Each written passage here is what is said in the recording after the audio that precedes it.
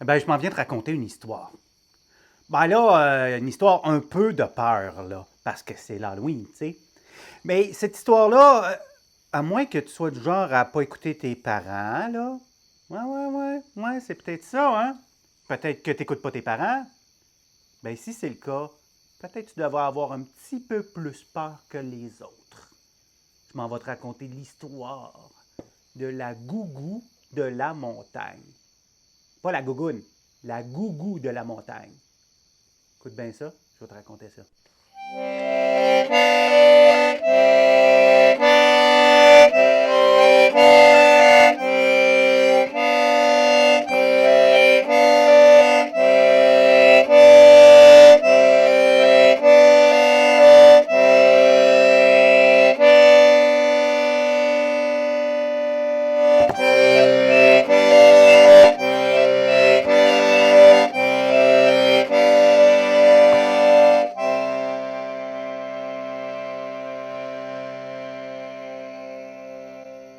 L'histoire se passe en Gaspésie.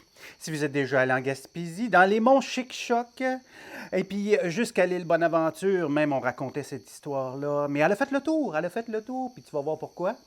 C'est qu'il y avait une maman, puis un papa, puis eux autres, il y avait 12 enfants. Déjà là, les parents, c'est le beau tes parents de l'histoire. Il y avait 12 enfants, 12. 12. En plus, c'était des enfants tannants. Oui, mais pas toutes, pas toutes, pas toutes, pas toutes. La plus petite était fine. La plus jeune était fine. Elle suivait ses frères et ses sœurs comme une petite sœur ou un petit frère fait tout le temps. Tu sais, tu suis ton grand frère, tu suis ta grande sœur. Mais quand t'en as 11, ben ça fait pas mal de monde à suivre. Puis ils n'écoutaient jamais leurs parents. Et eux autres, là, ils voulaient tout le temps jouer dehors, tout le temps, tout le temps. Là c'est là que tu vois que c'est un conte. Parce que, tu sais, des enfants qui jouent dehors, ça arrive plus bien, bien, ça. C'était bien avant les iPads, bien avant les iPhones. C'était du monde qui. Les enfants, ça jouait dehors, puis ça voulait jamais rentrer. Puis quand les parents les appelaient, les enfants, rentrez à la maison, là, c'est l'heure de prendre votre bain. Que là, ils ne voulaient pas rentrer. Oh non. Oh non, là, ça chiolait. Ça chiolait. Tu sais comment c'est, là, les enfants qui chiolent, tu sais. On va te le refaire. Ah ouais, tu sais de quoi je parle, hein, c'est ça. Hein, les enfants qui chiolent. On veut pas rentrer! Nous autres, on veut jouer dehors.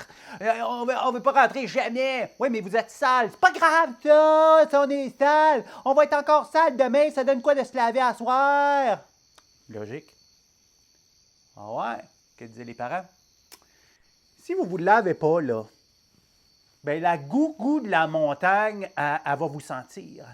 Puis elle, là, elle mange les enfants qui n'écoutent pas leurs parents et qui ne se lavent pas quand les parents leur disent. Les enfants ont pensé la même affaire que toi. Moi, ça n'existe pas. C'est quoi ça, une gougou, là? J'ai jamais entendu parler de ça, une gougou. Ah, ben, la gougou de la montagne. Elle vit dans les monts Chic-Choc ici, là, comme ça. Elle a une maison, là, en haut. Puis elle, c'est comme une ogresse. C'est une géante. Elle a des yeux grands comme des assiettes, des narines grosses comme des soucoupes, des dents pointues. Elle a du poil d'en face. Elle a une lèvre qui pend avec de la bave qui coule. Des sourcils puis des cils mélangés ensemble, des cheveux avec des feuilles mortes, puis de la fourrure animale là-dedans. Des longs doigts avec des ongles au bout, et puis des grands pieds, un long corps, des vêtements tout déchirés. Elle, son plat préféré, c'est manger des enfants sales. C'est même pas vrai que disaient les enfants. Ça existe même pas, c'est des affaires pour nous faire peur. Ben nous autres, on y croit pas. Puis ils restaient puis ils jouaient dehors. La petite, elle, je t'en ai parlé, hein. Elle croyait un petit peu. Mais elle ne pouvait pas dire rien à ses frères et ses sœurs. Fait qu'elle s'en allait jouer avec ses frères et ses sœurs. Puis quand les parents appelaient les enfants encore, disaient les enfants, rentrez, venez prendre votre bain. Mais on ne veut pas rentrer, prendre notre bain, on va être sale de toute façon. Puis à chaque jour, les parents les appelaient comme ça, puis ils disaient la gougou de la montagne, elle va venir vous chercher. Elle aime les enfants qui ne se lavent pas les pieds parce que ça goûte le fromage. Elle aime les enfants qui ne se lavent pas les oreilles parce qu'elle peut avoir de la cire pour se faire des chandelles pendant qu'elle vous mange. Elle aime les enfants qui ne se lavent pas les dents parce qu'elle prend les dents et elle se fait une soupe aux dents avec ça. Les enfants ne croyaient pas. Bleh, c'est même pas vrai. Elle n'existe pas, la gougou de la montagne. C'est des histoires pour nous faire peur. Nous autres, on joue dehors. Il n'y avait rien à faire. Des enfants qui écoutaient pas. Puis les journées ont passé. Il n'y avait rien à faire avec ces enfants-là.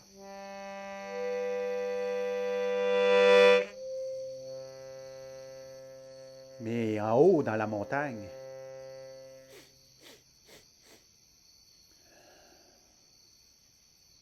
ça sent les enfants qui se lavent pas, que se disait la gougou de la montagne. Avec ses yeux bien ouverts, grands comme des assiettes, les soucoupes à la place des narines tellement c'était grand, avec une lèvre qui pendait, la bave qui coulait, à l'idée de manger des enfants sales. Ça sent les pieds qui sentent le fromage. Ça sent les enfants qui ne se sont pas lavé les oreilles. Les cheveux gras pour faire sauter mes patates. Elle a pris son sac. Elle l'a mis sur son épaule. Puis elle est sortie de la maison.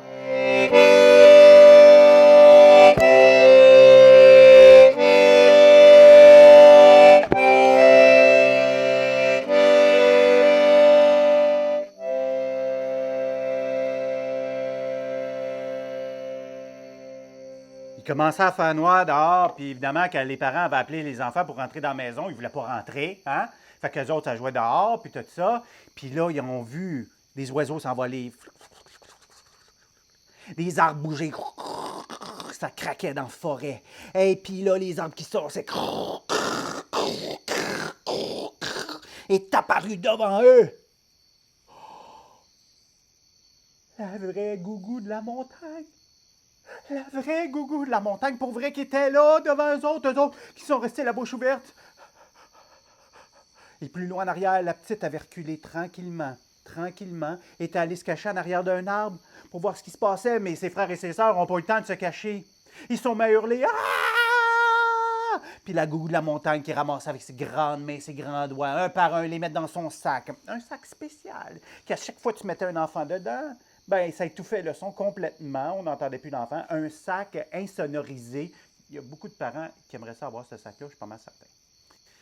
Et bien là, un à la fois, 8, 9, 10, 11 enfants, clac, fait un nœud dedans, met ça sur son dos. Elle est remontée dans la montagne.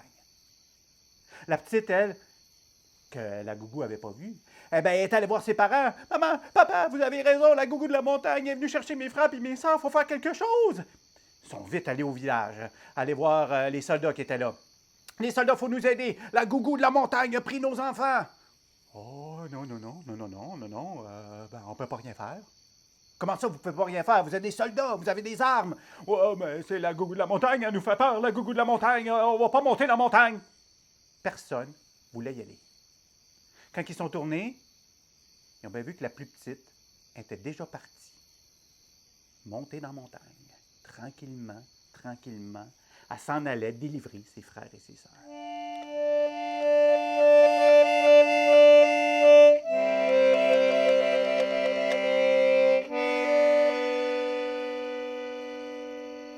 C'était pas dur de suivre les traces avec les grands pieds de la gougou.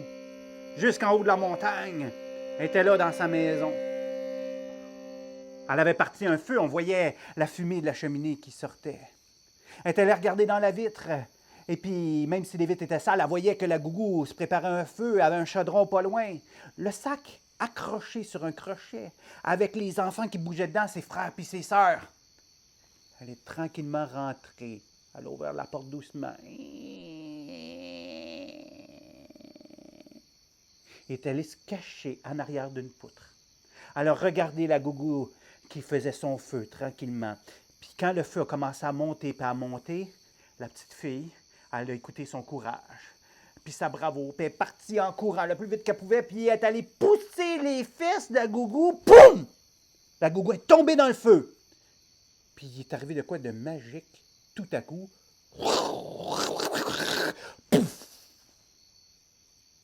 Elle est disparue dans un nuage de fumée de toutes sortes de couleurs. Et les étincelles se sont envolées par la cheminée, des milliers et des milliers d'étincelles de feu. Tu sais, quand il y a feu, là, les petites lumières là, de feu, là, qui sont allées partout dans la Gaspésie, partout au Québec, se sont éteints avec le temps et sont devenus des maringouins. C'est comme ça qu'ils sont arrivés, les maringouins. Ouais. Là, tu te rappelles au début, je t'ai dit, si tu n'écoutes pas tes parents, peut-être tu devrais avoir un petit peu plus peur. Tu dis, ah, moi, j'écoute mes parents, là. Ouais, ouais. T'es-tu déjà fait piquer par un maringouin? Ouais, hein?